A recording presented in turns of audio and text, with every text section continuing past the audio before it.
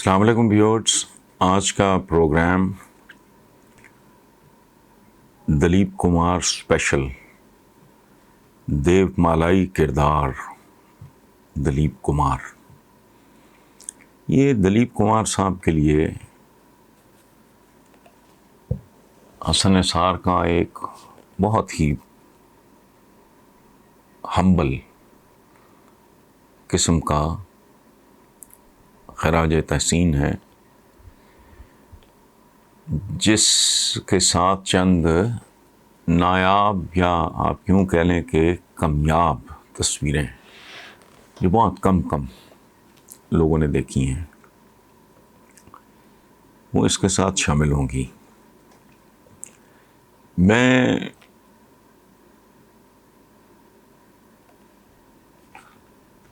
تین کالمز لکھ چکا ہوں اور یہ محسوس کر رہا ہوں کہ میں حق نہیں ادا کر پایا۔ میں آج آخری کالم اس سلسلے کا پڑھ رہا ہوں، اور اگر آپ گزشتہ کالمز کے بارے میں دلچسپی رکھتے ہوں گے تو آپ کائنڈلی بتا دیں، میں وہ بھی پڑھ دوں گا، لیکن یہ میں نے کنکلوڈ کیا ہے جو آپ کی خدمت میں پیش ہے۔ اس کے ساتھ ساتھ آپ دلیپ کمار صاحب کی، میں نے جیسے پہلے عرض کیا، نایاب نہ صحیح لیکن بہت ہی کمیاب، وہ ریئر ہیں۔ مثلا ان کی والدہ کے ساتھ ان کی تصویر کسی نے نہیں دیکھی، بہنوں کے ساتھ اس طرح کی نا بہت، اور چند معلومات ہیں دلیپ صاحب کے بارے میں۔ اتنا بڑا آدمی کھویا بر صغیر کے لوگوں نے، اور اس دھرتی کے تو وہ بیٹے تھے، پشاور میں پیدا ہوئے، اس کے بعد حالات انہیں بامبے لے گئے۔ یہ بھی میرا خیال ہے قدرت کا فیصلہ تھا۔ بہرحال یہ رب العالمین، اتنے بڑے لوگ خود نہیں بنتے، انہیں کو بنانے والا ہوتا ہے، وہ پھر اپنی مرضی سے ان کو مختلف مراحل سے گزار کے ان کی منزلوں تک لے جاتا ہے۔ تو دلیپ صاحب بڑے بلیسڈ آدمی تھے۔ ان پہ جو آخری کالم میں نے لکھا وہ میں آپ کی خدمت میں پیش کر رہا ہوں۔ برصغیر پاک و ہند کے جینون لیجنڈ اور فلم جینیس دلیپ کمار پہ قلم اٹھاتے ہوئے میں نے مندرجہ ذیل کتابوں سے استفادہ کیا۔ پہلی کتاب ہے دلیپ کمار صاحب کی خود نوشت The Substance and the Shadow، یہ انگلش میں ہے۔ دوسری ہے سنجیت صاحب کی، اس کا عنوان ہے The Last Emperor، یہ بھی انگلش میں ہے، اور شاید انگریز بھی اتنی خوبصورت انگریزی نہ لکھ سکیں۔ تیسری کتاب ہے سمن کمار صاحب کی دلیپ کمار، بس۔ چوتھی کتاب ہے بنی روبن کی star legend of Indian cinema. پانچویں ہے دیوانند صاحب کی خود نوشت ہے، ان کی آٹوبایوگرافی ہے۔ چھٹی ہے رشی کپور، مرحوم راج کپور صاحب کے بیٹے، ان کی خود نوشت سے میں نے کچھ چیزیں لی ہیں، اور وہ اس لیے کہ یہ وہ لوگ تھے جو دلیپ صاحب کو بحیثیت انسان بھی قریب سے جانتے تھے۔ تو کچھ واقعات میں نے، ڈفرینٹ واقعات، میں اس قابل نہیں سمجھتا خود کو کہ میں ان کو خراج تحسین پیش کر سکوں۔ تو لوگ انہیں کیسے دیکھتے تھے؟ اچھا، ساتواں ہے ایک بھارتی رسالہ فلم فیئر، مجھے نہیں معلوم اب وہ شائع ہوتا ہے کہ نہیں۔ بھارتی رسالہ فلم فیئر جو 1965 کی پاک بھارت جنگ سے پہلے دیگر رسائل کے ساتھ پاکستان آیا کرتا تھا۔ میں تب چھٹی یا شاید ساتویں جماعت میں تھا جب فلم فیئر میں دلیپ صاحب پہ ایک مضمون پڑھا۔ تب تک میں آن، داغ، دیدار، انداز، سنگ دل وغیرہ دیکھ کر دلیپ صاحب کا فین ہو چکا تھا۔ فلم فیئر کے اس انگریزی مضمون یا تبصرے کا یہ خلاصہ ہمیشہ ہمیشہ کے لیے میرے دماغ سے چپک کر رہ گیا۔ وہ انگلش میگزین تھا جس کا اردو ترجمہ یہ ہے کہ دلیپ کمار نہ اوور ایکٹ کرتا ہے نہ انڈر ایکٹ کرتا ہے، بلکہ وہ تو سرے سے ایکٹ ہی نہیں کرتا، کردار کی روح کو سمجھ کے اس کے مطابق صرف بیہیو کرتا ہے۔ What a complement. اچھا، میں نے انگریزی کا یہ رسالہ دیر تک اپنے اسکول بیگ میں سنبھالا، کیونکہ کلاس فیلوز کی منڈلی میں گو اکثریت تو دلیپ صاحب کے فینس کی ہی تھی جب ہم بچے تھے، لیکن کچھ راج کپور اور دیوانند صاحبان کے سپورٹرز بھی تھے۔ خصوصاً آوارہ اور بازی کی ریلیز کے بعد راج کپور صاحب کے فینس میں اور دیوانند صاحب کے فینس میں ریزنیبل سا اضافہ ہو چکا تھا۔ لیکن فلم فیئر جیسے معتبر ترین میگزین کا مضمون سب دوستوں کے لیے شٹ اپ کال سے کم نہ تھا۔ جب ہم دوستوں میں بحث ہوتی تو میں فلم فیئر کھولتا اور کہتا دیکھو دلیپ صاحب کے بارے میں کیا لکھا ہے، سب چپ کر جاتے۔ اچھا، اللہ بخشے میرا ایک عزیز ترین بہت ہی پیارا اسکول ڈیز کا دوست ہاکی سٹار تھا، اولمپئن ارشد چودھری مرحوم۔ وہ اشوک کمار صاحب کا اکلوتا فین اور سپورٹر تھا، کیونکہ اس زمانے میں ہیرو کے طور پہ اشوک صاحب مور لیس فیڈ آؤٹ ہو چکے تھے۔ میں نے اس کالم کی پہلی قسط میں یہ عرض کر دیا تھا کہ دلیپ صاحب جیسی دیو مالائی دیو کامت شخصیت کے سامنے میں کیا اور میرا قلم کیا۔ اسی لیے دلیپ صاحب کے کیریئر کی کہانی انہی کی زبانی پیش کر دی پہلی قسط میں، اور اب چند واقعات پہ اکتفا کروں گا جو اوروں نے لکھے ہیں، کیونکہ میں اوروں کی طرح سینما پہ اتھارٹی نہیں ہوں۔ پاکستان میں بھی بے شمار کالم لکھے گئے ہیں، وچ سچی بات ہے، don't make any sense to me. مثلاً دیوانند اپنی جد و جہد کے زمانے کا ذکر کرتے ہوئے لکھتے ہیں کہ میں اپنے مخصوص بس اسٹاپ پہ روز ایک بے حد گورے چٹے انگریز نما شخص کو دیکھتا جو بہت خوش لباس بھی تھا۔ کئی بار خیال گزرا کہ سچ مچ ہی انگریز نہ ہو کہ آخر ایک دن یہ راز کھل گیا کہ وہ تو دیسی ہے جس کا اوریجن پشاور ہے۔ یہ ناصر خان تھا جو ہیرو بننے کے لیے جد و جہد کر رہا تھا۔ آہستہ آہستہ ہماری دوستی ہو گئی اور ہم نے مل کے اسٹوڈیوز کے دھکے کھانے شروع کر دیے۔ ایک دن ناصر خان نے مجھے گھر چلنے کی دعوت دی جو میں نے قبول کر لی۔ کچھ دیر چلنے کے بعد میں نے کسی گھر کے باہر کھڑے ایک شخص کو دیکھا جو سفید پتلون قمیص پہنے مسحور کن شخصیت کا مالک تھا۔ ہم قریب پہنچے تو وہ مسکرایا، عجیب دلاویز سی مسکراہٹ تھی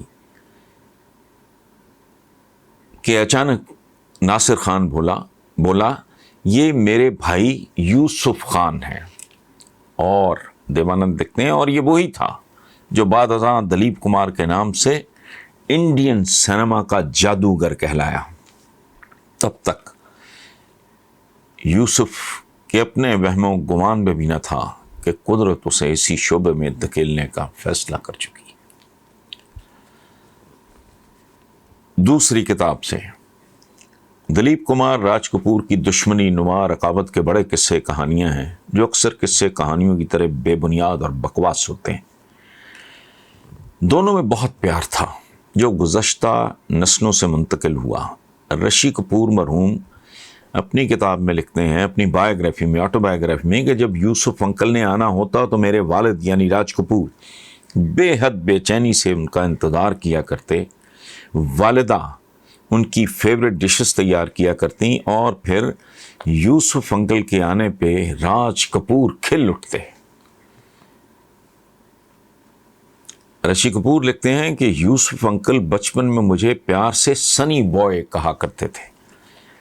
رشی نے یہ بھی لکھا کہ کسی شوٹنگ کے دوران مجھ پہ کوئی جذباتی سین شوٹ ہو رہا تھا، فلمایا جا رہا تھا، جب پاپا نے یعنی راج کپور صاحب نے ری ٹیک سے تنگ آ کر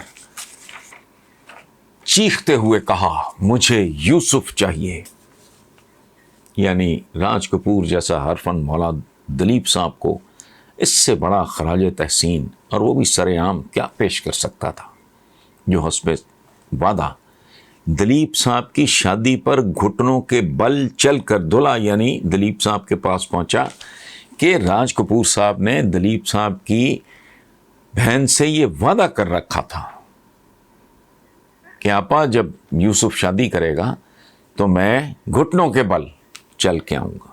اچھا، ایک اور کتاب سے اقتباس سنیں، کتابیں میں نے نہیں لکھی، میرے پاس ڈھیر پڑا ہے۔ کسی فلم میں وجنتی مالا کو دلیپ صاحب کے ساتھ کاسٹ کیا گیا، پروڈیوسرز نے وجنتی مالا سے ڈیٹس لینے کے بعد دلیپ صاحب کو اپروچ کیا تو وہ تاریخیں دلیپ صاحب کو سوٹ نہیں کرتی تھیں، بیکاز وہ باصول آدمی تھے، آلریڈی کہیں کمیٹڈ تھے۔ وجنتی مالا کا بھی عروج تھا، اس نے کہہ دیا اگر وہ دلیپ کمار ہیں تو میں بھی وجنتی مالا ہوں۔ پروڈیوسر نے کہا سبحان اللہ، پروڈیوسر نے کہا میڈم آپ بے شک وجنتی مالا ہیں، لیکن آپ صرف اور صرف وجنتی مالا ہیں، دلیپ کمار کے تو پاؤں کی بھی خاک نہیں۔ اور ظرف دیکھیں، گوپی میں فلم ساز دلیپ کمار صاحب کے ساتھ اوم پرکاش جی کو سائن کرنے کے لیے گئے، دونوں کی بول چال بند تھی۔ اوم پرکاش جی نے شرط رکھی کہ معاوضہ دلیپ کمار سے 1 روپیہ زیادہ لوں گا۔ پروڈیوسرز نے ہنستے ہوئے یہ مطالبہ دلیپ صاحب کے سامنے رکھا تو مسکرا کے کہا بالکل ٹھیک ہے۔ اگلے روز خود اوم پرکاش جی کے گھر جا پہنچے اور کہا آپ میرے بڑے بھائی اور آپ کا مطالبہ بھی 100% درست ہے۔ اوم پرکاش جی جذباتی لاہوری تھے، لاہور کے رہنے والے، وہ رو پڑے اور دلیپ صاحب کو گلے لگا لیا۔ مجھے لاہور سے اس لیے بھی عشق ہے کہ اوم پرکاش جی بھی یہاں سے گئے، رفیع صاحب بھی یہاں سے گئے، پران صاحب بھی یہاں سے گئے، کیسے کیسے ہیرے جواہرات بامبے کی فلم انڈسٹری کو لاہور نے دیے۔ بہرحال ایک کامیڈین تھے، خاصے پاپولر بھی رہے اپنے زمانے میں، مکری جو کاسٹیوم فلم دلیپ صاحب کی محبوب خان صاحب کی ڈائریکشن، ان کی پروڈکشن ہے، مکری جو آن میں بھی دلیپ کمار صاحب کے ساتھ تھے، لوگ انہیں دلیپ صاحب کا کلاس فیلو لکھتے ہیں، حالانکہ وہ دلیپ صاحب کے کلاس فیلو ہرگز نہیں، ان کے کسی کلاس فیلو کے سگے بھائی تھے۔ زندگی بھر ان کی سرپرستی کی، ان کو بھائیوں جیسی شفقت دی کہ اہل ظرف لجپال لوگ ہوتے ہیں، رشتوں کی دیکھ بھال کرنا جانتے ہیں۔ آج میں سوچتا ہوں کہاں ان کا سر پھرا راجپوت، جو فلم میں کہتا ہے راجپوت کی جب تلوار اٹھتی ہے تو 2 میں سے 1 کا سر گرتا ہے۔ کہاں دیوداس کا نشے میں دھت ناکام عاشق، کہاں گنگا جمنا کا پینڈو گنگبا، کہاں رام اور شیام کا، رام بھی اور شیام بھی کیونکہ ڈبل رول تھا، کہاں دیدار کا اندھا کبھی راج، کہاں لیڈر کا لیڈر، کہاں میلا کا معصوم، دھرتی کو آکاش پکارے، کہاں مغل اعظم کا شہزادہ سلیم، کہاں آزاد کا ڈاکو، کہاں نیا دور کا شنکر، کہاں تک سناؤں ایسا کہاں سے لاؤں کہ تجھ سا کہیں جسے، میرا وجدان کہتا ہے کہ اتنے مختلف قسم کے رولز دنیا کے کسی ایکٹر کو نبھانے پڑتے تو اس کا ہوش ٹھکانے آ جاتا۔ حالانکہ میں ویسٹ کے بہت سارے ایکٹرز کا بھی بہت مداح ہوں، لیکن جو دلیپ صاحب کا مقام ہے وہ بس۔ اور میں نے اپنے بچوں کو دائیں بائیں، میرے بیٹے کا نام حاتم ہے، چھوٹے بیٹے کا نام ہاشم ہے، اب تو ماشاءاللہ بڑے ہو گئے، بیٹی کا نام محمدہ، میں نے اپنے بچوں کو دائیں بائیں لٹا کر، یہ میں کالم ہی پڑھ رہا ہوں، بیچ میں کہیں کہیں ایک آدھ جملہ میں ڈال دیتا ہوں، تو میں نے اپنے بچوں کو دائیں بائیں لٹا کر دلیپ صاحب کی فلمیں دکھائیں تاکہ اس شخص کے ساتھ میری محبت اور عقیدت اگلی نسل تک منتقل ہو سکے۔ رہ گئی اولاد جو دلیپ صاحب کو نہیں ملی۔ اتنے بڑے آدمی کی شاید اولاد نرینہ بنتی نہیں، میں اس کی تفصیل میں نہیں جاتا۔ اور ویسے بھی یہاں کسی کو مکمل جہاں نہیں ملتا، یہاں کسی کو مکمل جہاں نہیں ملتا، کبھی زمین کبھی آسمان نہیں ملتا۔ کاش میں کبھی ان سے مل سکتا کہ دلیپ کمار جیسے لوگ بنتے نہیں، اوپر کہیں بنائے جاتے ہیں اور کبھی بھلائے نہیں جاتے۔ آخر پہ دلیپ صاحب کی اہلیہ، جنہیں وہ سائرہ بی کہا کرتے تھے، کے لیے سلام عقیدت، بے پایاں احترام۔ کوئی انہیں بیوہ نہ کہے کہ ان کا مجازی خدا، جس کے ساتھ انہوں نے عشق کیا اور خدمت کی انتہا کر دی، ان کا مجازی خدا بے شمار انسانوں کے دلوں اور دماغوں ہی نہیں، پاکستان کے شوکت خانم کینسر ہاسپٹل سمیت لاتعداد فلاحی اداروں کی شکل میں بھی زندہ ہے۔ بلے شاہ اساں مرنا نہیں، گور پیا کوئی ہور۔ اور قارئین، کالم ختم، دلیپ صاحب کی دیوداس شروع کروں گا ابھی، کیونکہ میرے آنسو ختم نہیں ہوئے۔ Thank you very much.